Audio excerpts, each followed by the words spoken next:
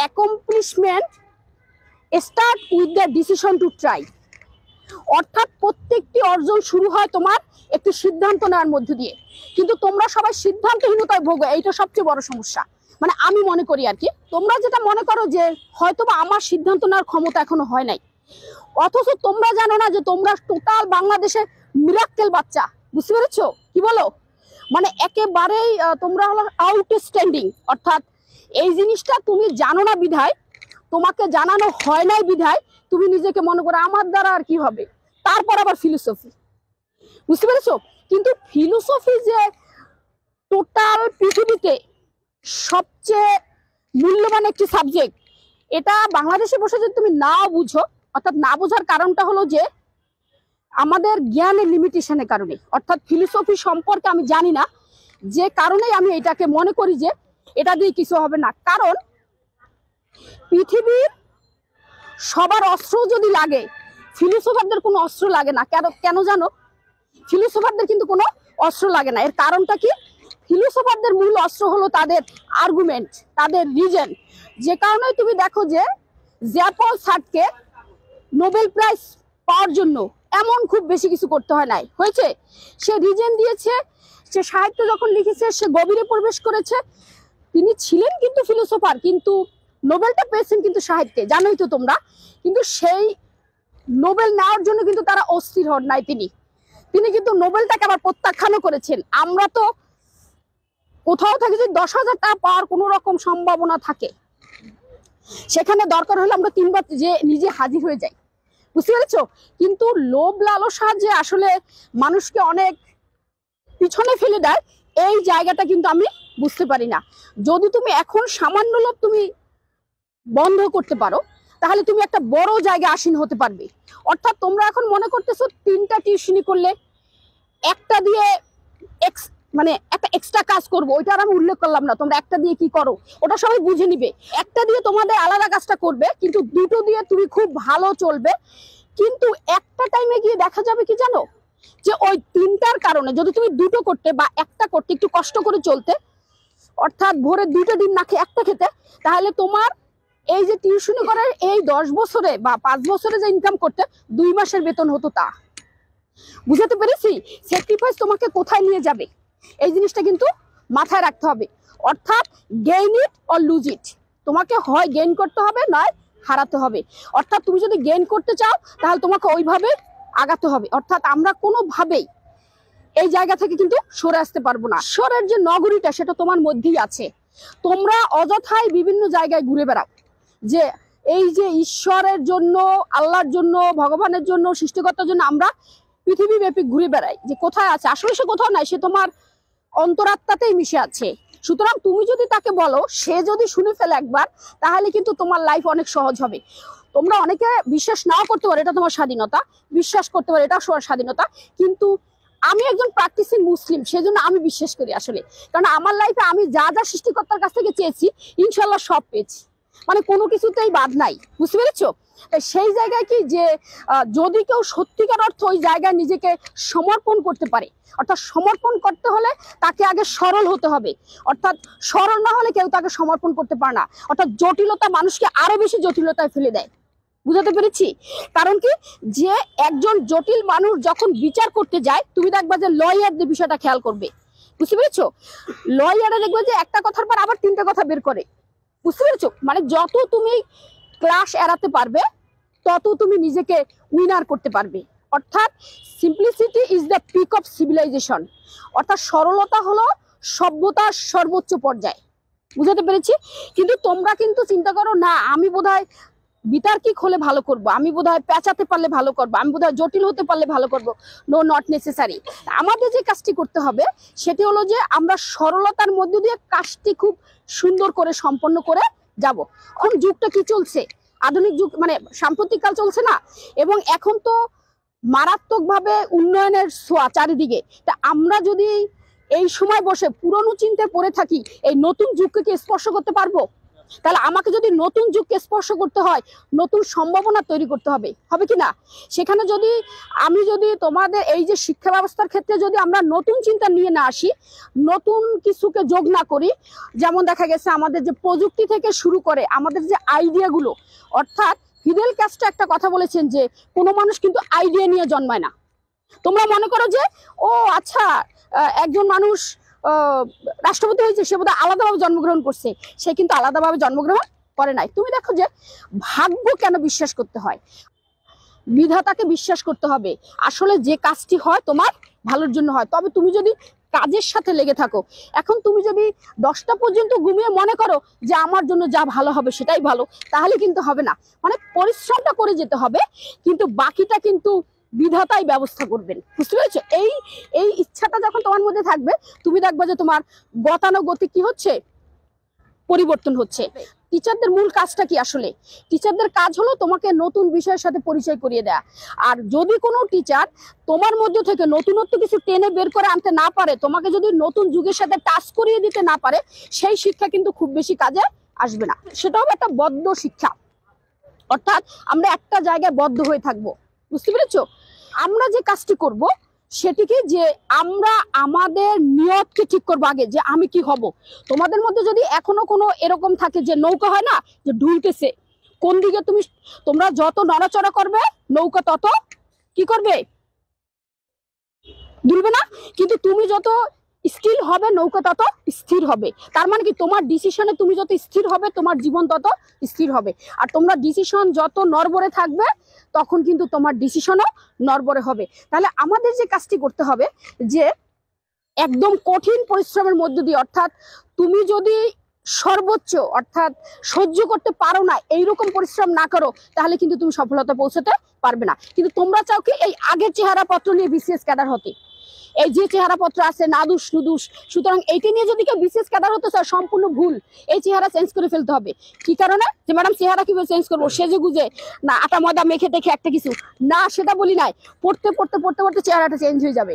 ওকে, আবার যখন তুমি বিসিএস ক্যাডার হয়ে যাবে তখন আবার লাল টুস মার্কা হয়ে যাবে। কারণ কি, তখন তো তোমার এসি সবকিছুই তোমার জন্য ওপেন, তোমার কি বলে, তোমার এই যে টোটোগোল এভরিথিং তোমার জন্য রেডি থাকবে, স্যার কখন যাবে, তাই না? সেই জিনিসটা কিন্তু তোমার মাথায় থাকতে হবে। এটার জন্য সাধনা দরকার, অর্থাৎ যে কোনো কিছুতে সাধনা লাগবে। এই কারণে কিন্তু বলা হয় যে সাধনার কায়দা জানা চাই, ভজনার কায়দা জানা চাই, বেকায়দায় সাধন করিলে খোদায় রাজি নাই। বুঝাতে পেরেছি? খোদা মানে আল্লাহ সৃষ্টিকর্তা। অর্থাৎ তুমি যদি বেকায়দায় সাধন করো, এখন ম্যাডাম বেকায়দায় সাধনটা কি প্রশ্ন সেখানে, অর্থাৎ মুখে বলি হরি হরি অন্তরে নারী নারী, এটা হলো বেকায়দার সাধন। অর্থাৎ দেখা গেছে যে মুখে আমি খুব ভালো, কিন্তু আমি কোনোভাবেই চরিত্রগত দিক থেকে ভালো না, তাহলে কি সেটা সাধন হবে? তার মানে কি, সাধনার ক্ষেত্রে আগে আমাকে পরিশুদ্ধ হতে হবে, বিশুদ্ধ হতে হবে। তার মানে আমাদের যে বিষয়টি দরকার সেটা হলো বিশুদ্ধতা, সেটা হলো পরিশুদ্ধতা, সেটা হলো পবিত্রতা। 1 নম্বরে পবিত্রতা ছাড়া কিন্তু তুমি কোনোভাবেই সফল হতে পারবে না। যে যাই বলুক না কেন যে না ফাঁক ফুকুর দিয়ে আমি উঠে গেছি, অমুকে অনেক বেশি জীবনে অ্যাচিভ করেছে, কিন্তু অসৎ পথ দিয়ে উপরে ওঠা যত সহজ, পড়ে যাওয়া তার থেকেও সহজ। সততার পথ দিয়ে উপরে ওঠা যত সহজ, পড়ে যাওয়া তার থেকেও কঠিন। বুঝতে পেরেছো? কিন্তু আমরা কিন্তু সেই জায়গায় স্টে করি না, অর্থাৎ সেই জায়গায় স্টে করতে আমরা চাইও না। কেন চাই না? কেন ওই পথটা একটু কঠিন, যে কারণেই আমরা সেই কাজটি কি করতে চাই না, একদমই ওই জায়গাটা আমরা স্টে করতে চাই না। আমরা এথিক্সে একটা বিষয় পড়েছি, হেগেলের পারফেকশনিজম। এটা কিন্তু তোমাদের জীবনের জন্য অত্যন্ত জরুরি। অর্থাৎ পারফেকশনিজমের যে কথাটি বলা আছে যে পূর্ণতাবাদ, মনে আছে যে একজন মানুষ কিভাবে পূর্ণ হতে পারে, সেখানে কি দেখানো হয়েছিল যে আত্মস্বার্থের ঊর্ধ্বে উঠে সার্বিক স্বার্থে যে নিজেকে নিয়োজিত করতে পারবে, অর্থাৎ তোমার ব্যক্তি মরণকে যে জয় করতে পারবে, মানে এমন মরণ হবে তোমার যে তুমি আসলে ত্যাগের মধ্যে দিয়ে মৃত্যুবরণ করেছো, তখন কিন্তু তুমি আবার বেঁচে উঠবে। যে কারণেই উনি বলেছিলেন যে be a person die to live. কে বলেছিল? হেগেল। কে বলেছিল? Hegel. Be a person die to live, অর্থাৎ মানুষ হও। এখন তোমার প্রশ্ন হলো ম্যাডাম আমি তো মানুষই আছি, আবার মানুষের দরকারটা কি? এখানে তুমি দেখবা যে মানুষ শুধু চেহারা থাকলে হবে না, অর্থাৎ এখানে অদৃশ্য আরো অনেক হাত পা আছে। ওই যে ব্যাপারটা আছে না, যে তুমি দেখবা যে মাছির কয়টা চোখ, মাছির 5টা চোখ আছে, তার মধ্যে 3টা বা ত্রিভুজ আকৃতি, বুঝতে পেরেছো? যে কারণে মাছে কি দেখে 360 ডিগ্রি কোণে দেখে, বুঝতে পারছো? মানে চতুর্দিকে একসাথে দেখে, বুঝাতে পেরেছি? আর যারা চতুষ্পদ প্রাণী মানে গৃহপালিত, তাদের আছে কিন্তু দুই পাশে দুটো, আমার কিন্তু সামনে, বুঝতে পেরেছো? দুই পাশে দুটো থাকার কারণে তারা দেখে 300 ডিগ্রি, বুঝতে পেরেছো? আর আমরা যারা সামনে শুধু দুটো, আমরা দেখি 180 মাত্র। এটা কিন্তু একটি মর্মার্থ আছে। আমরা যত কিছু বলি, ও 360 ডিগ্রি দেখলে আমার কিছু আসে যায় না, ও 300 ডিগ্রি দেখলে আমার কিছু আসে যায় না, আমারটা আসে যায়। কারণ আমাকে এই দুটো সামনে দেওয়ার কারণটা হলো, তুমি সবসময় প্রগতির দিকে যাবে, পিছনে ফিরে তাকাবে না, অর্থাৎ সামনে দেখবে। আর তোমরা সারাক্ষণ পিছনে দেখো, পিছন থেকে কেউ আসলো কিনা, ওই ভূতে তাড়াবে কিনা রাতে হইলে আর কি। ভূত বলে যে কিছু নাই, তুমি যে সবকিছু তৈরি করো, এই জায়গাটা কিন্তু খেয়াল রাখতে হবে। অর্থাৎ আমরা 180 ডিগ্রি দেখলেও আমাদের উন্নয়ন কিন্তু সর্বশ্রেষ্ঠ। এই কারণে বলা হয় যে man is the crown of creation. 360 degree দেখেও তার কোনো পাত্তা নেই, অস্তিত্ব নেই। 300 ডিগ্রি দেখে কোনো লাভ নেই, অথবা 180 ডিগ্রি দেখে সে পৃথিবীতে সকল কিছু আবিষ্কার করতেছে, পৃথিবীকে লিড দিচ্ছে। ডগলাস একটা কথা বলেছেন, কবি ডগলাস, অর্থাৎ তিনি বলছেন কি, অর্থাৎ তোমাদের প্রত্যেকেরই জন্ম হয়েছে কোনো না কোনো কিছু দিয়ে যাওয়ার জন্য পৃথিবীতে।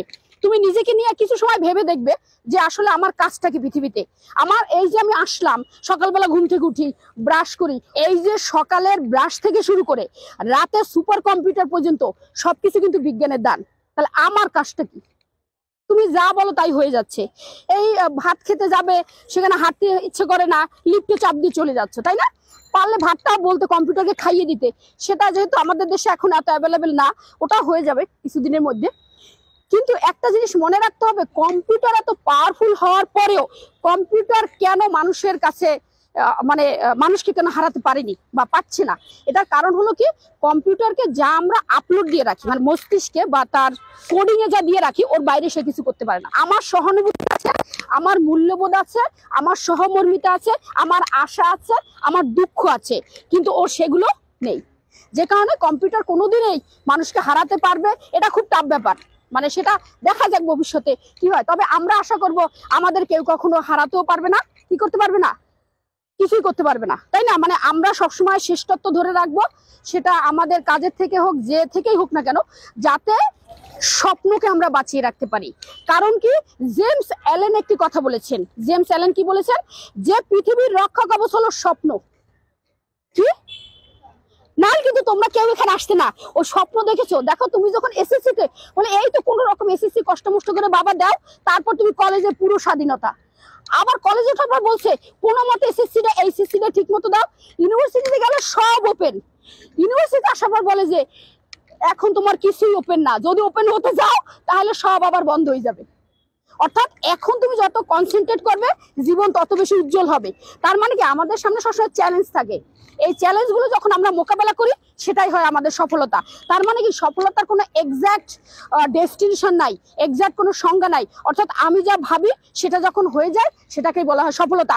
তার মানে সফলতার কোনো আলটিমেট গোল নাই, এজন্য বলা হয় success is a choice, success is not final destination. তাহলে তোমার কি পাওয়া দরকার?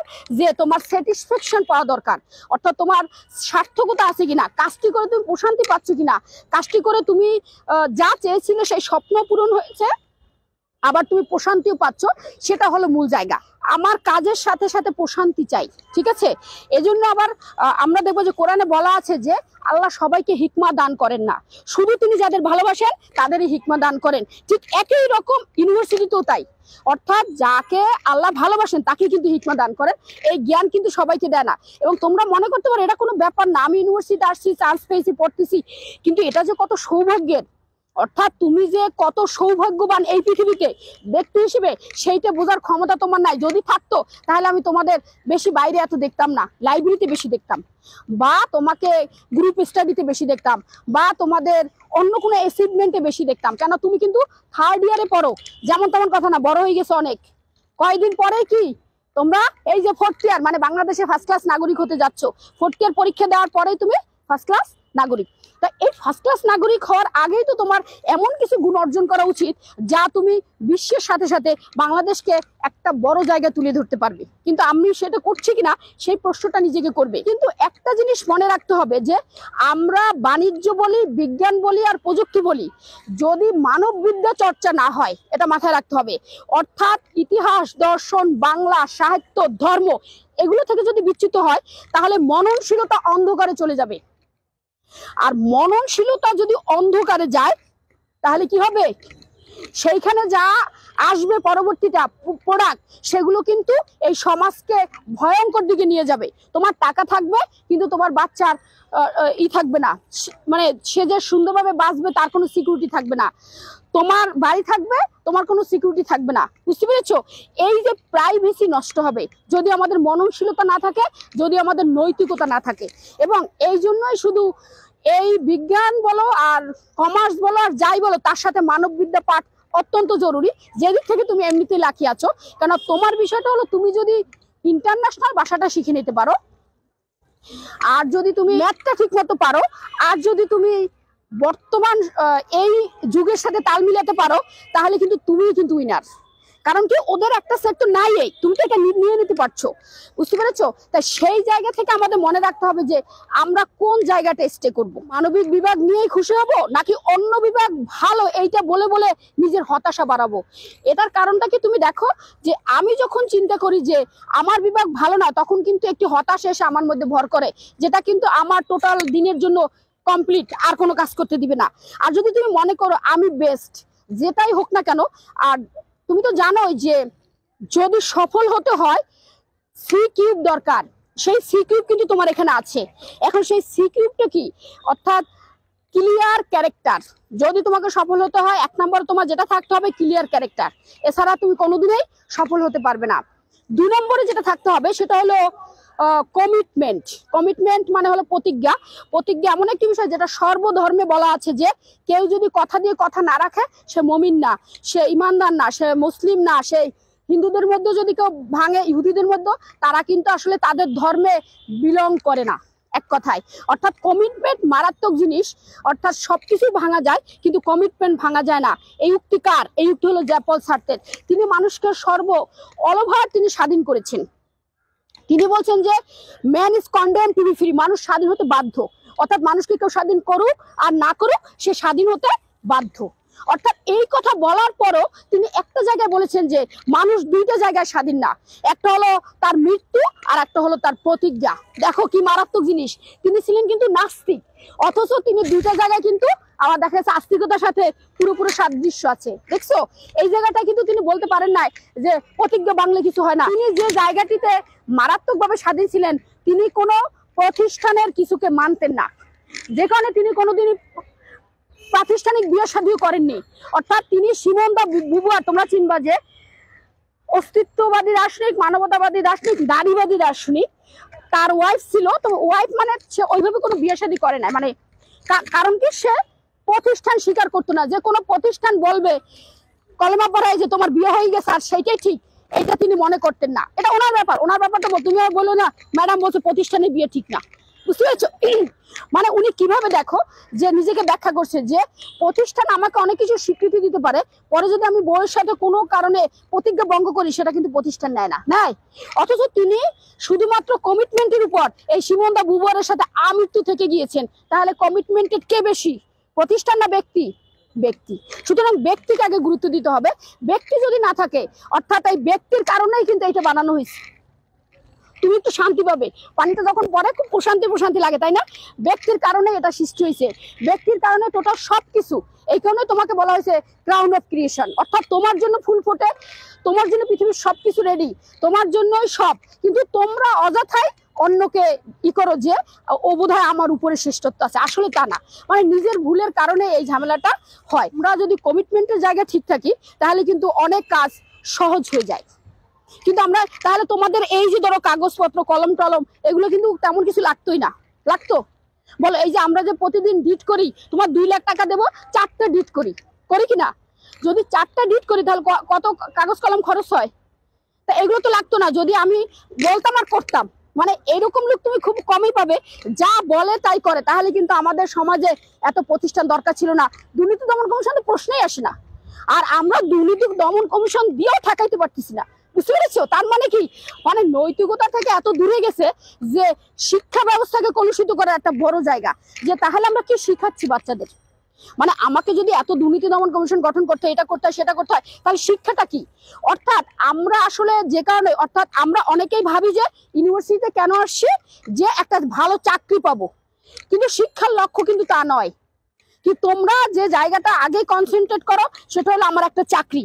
কিন্তু তুমি যদি শিক্ষাটা সঠিকভাবে গ্রহণ করো, আর যদি মনে করো যে না, শিক্ষার মূল কাজ হলো একজন পূর্ণাঙ্গ মানুষ তৈরি করা, অর্থাৎ একজন পূর্ণাঙ্গ মানুষ যখন তুমি হবে, অটোমেটিক্যালি চাকরি তোমার পিছনে দৌড়াবে, এ বিষয়ে কোনো সন্দেহ নাই।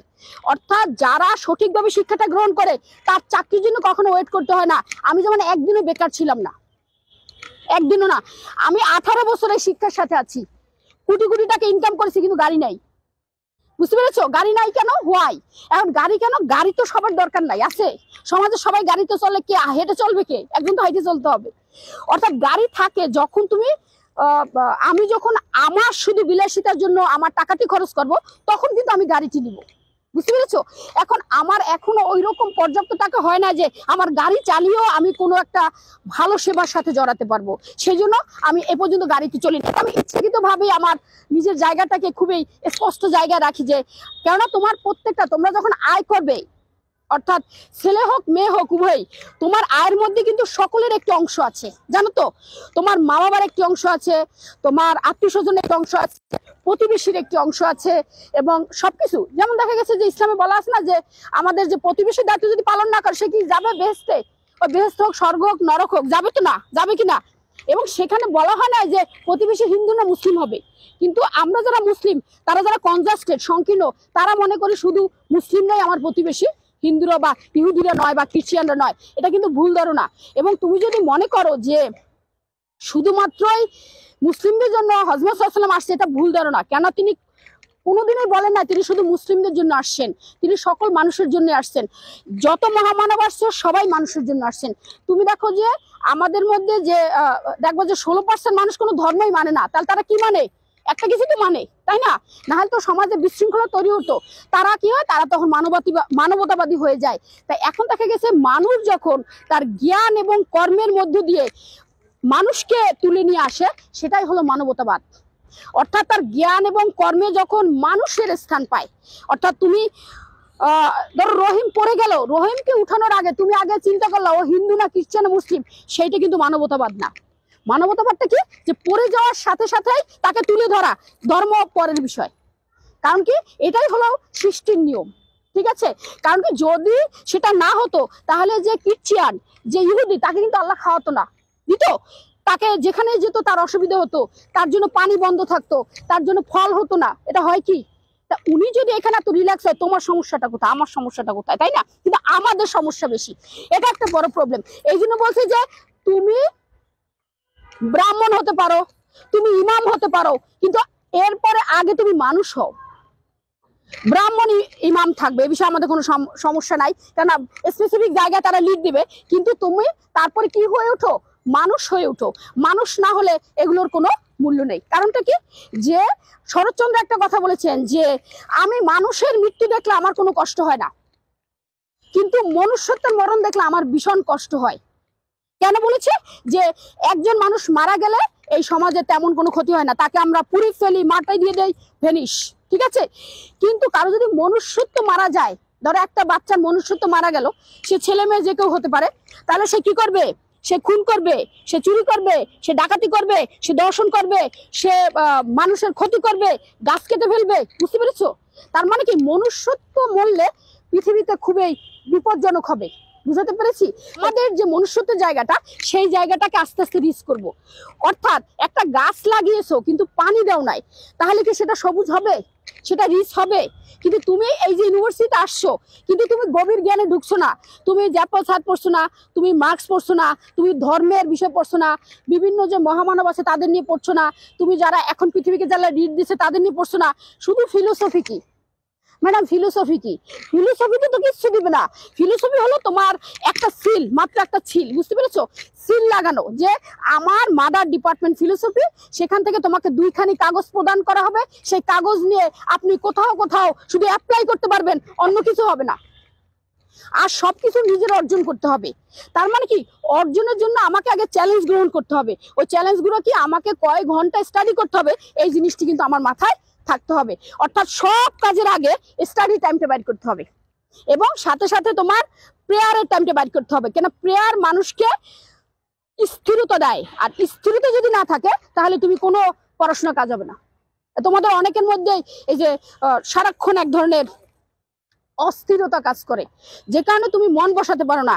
ম্যাডাম ভালো লাগে না, এই যে ভালো লাগে না রোগ থেকে বেরোইতে হবে।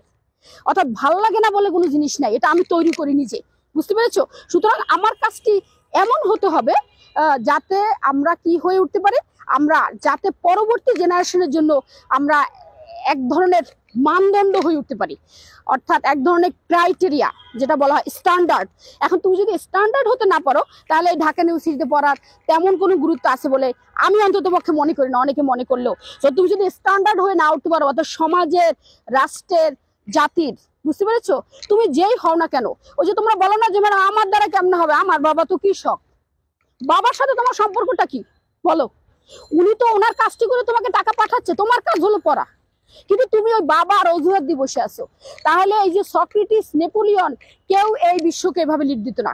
তোমরা তো জানো সক্রেটিস, নেপোলিয়নের শারীরিক গঠন বলো, দেখতে বলো, তাদের কাজ বলো, তাদের বিভিন্ন ধরনের জায়গা কিন্তু তারা অত রিচ ছিল না, জানো তো। কিন্তু নিজের গুণের দ্বারা সে উঠে আসছে। কারণ কি, সক্রেটিস কিন্তু খালি গায়ে ঘুরতেন, তার তো জামা কাপড় ছিল না, জানোই তোমরা। সঠিক ব্যক্তিকে যদি তুমি নির্ধারণ করতে না পারো, সেখানে সমাধানের পরিবর্তে কি আসবে? সমস্যা আসবে। সঠিক স্থানকে যদি নির্ধারণ না করতে পারো, কি হবে? পরিপূর্ণতার পরিবর্তে কি আসবে? শূন্যতা। স্থান যদি সঠিকভাবে নির্ধারণ করতে না পারো, আর যদি তুমি তোমার লক্ষ্য যদি সঠিক নির্ধারণ করতে না পারো, তাহলে কি হবে? অর্থাৎ স্বপ্নকে যদি সঠিকভাবে নির্ধারণ করতে না পারো, তাহলে কি হবে? সাফল্যের পরিবর্তে বিষাদ। এটা মাথায় রেখো। ভুল ব্যক্তিকে যদি তুমি নির্ধারণ করো, ভুল জায়গা যদি তুমি নির্ধারণ করো, ভুল লক্ষ্যকে যদি নির্ধারণ করো, এইগুলো উৎপাদন হবে, তোমাকে কেউ ঠেকাতে পারবে না পৃথিবীর। বুঝাতে পারছি কিনা? তা সুতরাং আমাদের কিন্তু সঠিক ব্যক্তি হয়ে উঠতে হবে, সঠিক লক্ষ্য নির্ধারণ করতে হবে, সঠিক জায়গা নির্ধারণ করতে হবে। আমরা যে কোনো জায়গায় বসবো না, কথাও শুনবো না, কাজও করব না, ঠিক আছে? আমরা যে জায়গাটিতে মনে করব যে এই জায়গাটি আমার জন্য সঠিক, সেই জায়গাটিতে আমি দাঁড়াবো। কথা, সবাই কথা বলে না, কিন্তু সবার কথা কি সবাই শুনে? এখন পৃথিবীতে সবচেয়ে বেশি মূল্যবান কি? স্পিচ, জানো তো তোমরা। সুতরাং তোমাদের স্পিচ দিয়ে শিখতে হবে, অল্প অল্প দিতে দিতে হয়ে যাবে। অর্থাৎ কথার নাম মধুরানী, যদি কথা কইতে জানি, একটা ব্যাপার আছে কিন্তু, বুঝতে পেরেছো? অর্থাৎ আমরা যদি কথা বলতে পারি, সেটা এমন একটা সুর তৈরি করে যেটা কি হয়, মধুরানী, মানে মানুষ আর অন্যদিকে কিছু মনোযোগ দেয় না। অর্থাৎ পা ফসকালে ঠ্যাং যায়, মুখ ফসকালে প্রাণ যায়। মাথায় রাখবে, পা ফসকালে কি যায়? পা ভাঙে শেষ, কিন্তু মুখ যদি ফসকে যায়, তার কি হতে পারে? মৃত্যুদণ্ড হতে পারে, হয় কি না? কথায় লোকে হাতি পায়, কথায় লোকে হাতির পায়, বুঝতে পেরেছো? অর্থাৎ কথা বলে অনেক সময় হাতির পুরস্কার হিসেবে পায়, কিন্তু যদি কথা এলোমেলো হয়, হাতির পায়ে পিষে দেয়। বুঝাতে পেরেছি? সুতরাং কথা খুব সাবধানে বলতে হবে, কাজ খুব সাবধানে করতে হবে, লক্ষ্য খুব সাবধানে নির্ধারণ করতে হবে। বুঝাতে পেরেছি? যদি তোমার চিন্তার সাথে ওপেন চিন্তার মেলামেশা না থাকে, অর্থাৎ তোমরা যদি নতুন থিঙ্কিং সৃষ্টি না করো, অর্থাৎ ওই যে ফিদেল কাস্ট্রো বলছে না যে আইডিয়া নিয়ে কেউ জন্মায় না, আইডিয়া তৈরি করতে হয়। আমরা কিন্তু মনে মনে ভাবি আমি বুঝি শুধুমাত্র আমার আইডিয়া হয় না। তুমি চিন্তাই করো না, আইডিয়া হবে কোত্থেকে? চিন্তা করলেই না আইডিয়ার সৃষ্টি হবে, আইডিয়া ক্রিয়েট করতে পারবে। এখন তোমার ওই চিন্তাই নাই যে আমার আইডিয়া ক্রিয়েট করতে হবে। এখন আমি আইডিয়া ক্রিয়েট করবো তখনই যখন আমার একটা বড় লক্ষ্য থাকবে, আর নিউ আইডিয়ার উপরে কোনো দামি জিনিস নাই। বুঝাতে পেরেছি? অর্থাৎ প্রত্যেক ব্যক্তিকে নিজস্ব একটি জিনিস ক্রিয়েট করতে হবে। আমরা কি করি যে তুমি বলো না যে ম্যাডাম অমুক তো অনেক ভালো কিছু করছে, দেখেন ওই যে দয়াল চন্দ্র, দেখলা তো তোমরা, কাহিনীতে দেখলা। তার মানে কি 5 বছর তার যে নিরলস প্রচেষ্টা, সেটা কিন্তু তাকে একটি পরিচিতি দিয়েছে, বুঝতে পেরেছো? তাকে একটি কি দিয়েছে, সিল দিয়েছে, তাকে কি একটি মানে তাকে বিশ্বময় করে তুলেছে। আর এই জন্য বলি যে তুমি যে কাজেই করো শুধু মনোযোগ দাও, মনোযোগ ছাড়া কিন্তু কিছু হবে না। অর্থাৎ অ্যাটেনশন সবসময় তোমাকে সফলতার শীর্ষে নিয়ে যাবে। কারণ কি, যে আমি বলছিলাম না, জেমস অ্যালেন বলেছেন যে স্বপ্ন কি পৃথিবীর রক্ষা কবচ। কারণ কি, স্বপ্নের অপর প্রান্তে দাঁড়িয়ে থাকে বাস্তবতা।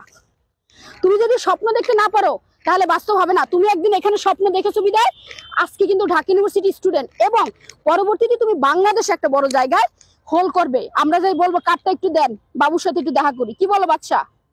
বাবুর সাথে বলে ম্যাডাম আমি কি বাবু? ওরা রাগ হয়, তোমরা তো আমাদের কাছে বাবু। এই কি বলো, কিছুদিন পরে একটু বড় সড়ো হবা আর কি, যখন বাচ্চা কাছে নিয়ে আসবা আর কি, তখন একটু বড় হবা আর কি। অর্থাৎ আমার ঢাকা কলেজের স্টুডেন্টের বাচ্চা আমার বাচ্চার থেকেও বড়, মানে 2 বছরের বড়। মানে ওর বাবু আগে হয়েছে, আমার বাবু পরে হয়েছে। তার মানে কি, যে তোমরা আমাদের কাছে সবসময় বাবু, যে আমরা যাই বলবো এরকম যেন জায়গায় যেতে পারো যে আমরা যাই বলবো যে একটু বলেন যে ম্যাডাম আসছে। কি বলো? বলো ম্যাডাম না লাগবে না, এখন বলবে, তখন বলবে না না সময় নাই। বুঝতে পেরেছো? আমরা সেটাই চাই যে তোমরা এমন কোনো মানদণ্ড ধারণ করো যে আমি এখানে বসে জানো, টিচাররা তো কিচ্ছু চায় না, চায় অর্থাৎ একমাত্র 2 জন ব্যক্তি তোমার সাফল্যে খুশি হবে। অর্থাৎ আমাকে যখন তুমি ছাড়িয়ে যাবে সেটাই 2 জন ব্যক্তি খুশি হয়। একজন হলো তার বাবা মা, আর একজন হলো তার শিক্ষক। যখন তুমি আমাকে ছাড়িয়ে যাবে আমার সবচেয়ে বেশি সার্থক আমি মনে করব নিজেকে, যে তার মানে আমি ঠিক মতো তাকে গড়ে তুলতে পেরেছি। কারণ কি, তোমরা হলো এক ধরনের কাঁচামাল। জন ডি রকফেলার বলেছেন যে সকল যোগ্যতার থেকে আমি তাকে সবচেয়ে বেশি মাইনে দেব যে মানুষ নিয়ে কাজ করে। কারণ কি, জন ডি রকফেলার তো সেই রকম লোক ছিল, তোমরা জানোই। তিনি বলছেন যে তাকে সবচেয়ে বেশি বেতন দেব, মাইনে বুঝো তো, বেতন। অর্থাৎ যে মানুষ নিয়ে কাজ করে, কারণ পৃথিবীতে সবচেয়ে জটিল কাজ হলো মানুষ নিয়ে কাজ করা। বিভিন্ন জনের বিভিন্ন মতামত থাকে, তার মধ্যে দিয়ে একটা সমন্বয় ঘটাতে হয়, হয় কি না? কিন্তু আমরা সেটা ভাবি না। কারণ কিন্তু মানুষের সাথে কাজ করতে তোমরা প্রায় উক্তি টুক্তি দেওয়া ভালোই লাগে আমার, যে যত মানুষের সাথে মিশছি ততই মানুষের সাথে মিশতে ভালো লাগছে না। এই দেখি আর কি, আমার বাচ্চারা সুন্দর সুন্দর পোস্ট দেয়, খুব ভালো লাগে আমার, যে ওদের আস্তে আস্তে রিয়েলাইজেশন হচ্ছে যে নিজের মধ্যে একটা ডুব দিতে হবে। বুঝতে পেরেছো? কারণ কি, মানুষ আসেও একা, থাকেও একা, জয় করে একা, চলে যায় একা। সুতরাং একাকিত্ব হলো বেস্ট। তার মানে এই নয় যে বন্ধু থাকবে না, বন্ধু থাকবে একটা লিমিটের মধ্যে, একটা টাইম সীমাবদ্ধ থাকবে, সবকিছু একটা ব্যাপার থাকবে। বুঝতে পেরেছো? জন ডি রকফেলার আরো একটা কথা বলেছেন যে মানুষ বদ্ধ চিন্তা করলে সে কোনোদিনও পৃথিবীকে লিড দিতে পারে না। এই জন্য তিনি বলেছেন যে আমি খালি মস্তিষ্ক চাই না, চাই খোলা মস্তিষ্ক, শূন্য হৃদয় নয়, চাই উন্মুক্ত হৃদয়। একজন ছাত্র যদি সফলতার সর্বোচ্চ চূড়ায় পৌঁছাতে চায় আজীবন তাকে ছাত্র থাকতে হবে। বুঝাতে পেরেছি? অর্থাৎ আমি যদি মনে করি আমি টিচার, তাহলে আমার এখান থেকে আর ইমপ্রুভমেন্ট হবে না, হবে? অর্থাৎ আমি যখনই তোমার এই জায়গা থেকে জাস্ট 2 কদম সামনে চলে যাব, আমি তখন আমি যে রেবেকাই ওই ইউনিভার্সিটি টিচার মিসের কিছু নাই, তখন তোমার সাথে আমি চা খেতে পারবো, আমি তোমার সাথে গল্প করতে পারবো। কিন্তু এখানে না। বুঝাতে পেরেছি? ইটস এ সিস্টেম, এটা এমন কিছু না। কিন্তু যখনই তুমি ওই লেবাসটা সরিয়ে ফেলতে পারবে, তোমার সিলটা সরিয়ে ফেলতে পারবে, তখনই কিন্তু তুমি বড় হয়ে উঠতে পারবে, গ্রেট হয়ে উঠতে পারবে। এই জন্য বলে যে যে আমরা বলি না যে গুড টিচার টিচ আস। বুঝতে পেরেছো? মানে গুড টিচার কি করে, আমাদের শিক্ষা দেয়, আর গ্রেট টিচার ট্রান্সফর্ম, মানে গ্রেট টিচার কি করে, ট্রান্সফর্ম করে। অর্থাৎ তোমার আমার বিষয়টিকে তোমার মধ্যে ট্রান্সফার করে দিচ্ছি আমি। আর যে ভালো টিচার সে শিক্ষা দেয়, কিন্তু যে গ্রেট টিচার সে তার সর্বোচ্চ দিয়ে তার মধ্যে ভিতরে দিয়ে দেয়। বুঝতে পেরেছি? তখন কি, যে তখন সে পূর্ণাঙ্গ মানুষ হয়ে উঠতে পারে। তার মানে গুড টিচার হলেই হবে না, বা গুড স্টুডেন্ট হলেই হবে না, গ্রেট স্টুডেন্ট হয়ে উঠতে হবে, যাতে টিচারের সাথে সম্পর্কটা ওই ধরনের থাকে যে তুমি মোটামুটি এই বিষয়টা নিয়ে নিতে পারো। অর্থাৎ একটা জিনিস মনে রাখবে, জ্ঞানের দখল যার যত বেশি থাকবে তোমরা তত বেশি এই পৃথিবীকে লিড দিতে পারবে। তার মানে কি, যারা বই পড়বে তারাই পৃথিবীকে লিড দেবে, যারা বইয়ের সাথে থাকবে তারাই পৃথিবীকে লিড দেবে। কারণ বইয়ে কি থাকে, বইয়ের মধ্যে থাকে উন্নত আত্মা, মানে পৃথিবীকে যারা লিড দিয়েছে সেই আত্মাগুলো ওখানে ঘোরাফেরা করে, তাদের সাথে তোমার এক ধরনের কথাবার্তা হয়, যে কারণে তুমি পৃথিবীকে লিড দিতে পারবে। এবং পৃথিবীকে যখন তুমি লিড দেবে সেটাই হবে তোমার এই জন্মের সার্থকতা। তার মানে তোমার জন্ম সার্থকতা কিছুই হয় নাই, ইউনিভার্সিটি চান্স পাইছো এটা সার্থকতা না, এটা এক ধরনের সার্থকতা, ইটস পার্শিয়াল, ঠিক আছে, কিন্তু পরিপূর্ণ না। মানে পরিপূর্ণতা আনতে হলে তোমাকে পুরো একটা জায়গায় দাঁড়িয়ে নিজের একটি স্ট্যান্ডার্ড হয়ে উঠতে হবে।